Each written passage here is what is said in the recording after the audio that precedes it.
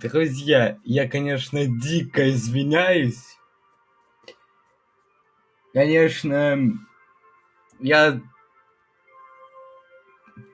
я ничего не смыслю, но, значит, Северная Африка, Норвегия, Прованс где-то в Европе.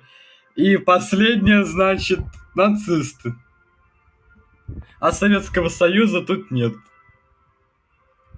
Вы, конечно, скажете, что заткнись, пожалуйста, но я за историческую достоверность. Я, конечно, понимаю, что все вложили вклад в войну, но я понимаю вот этих вот еще показывать. Но нацистов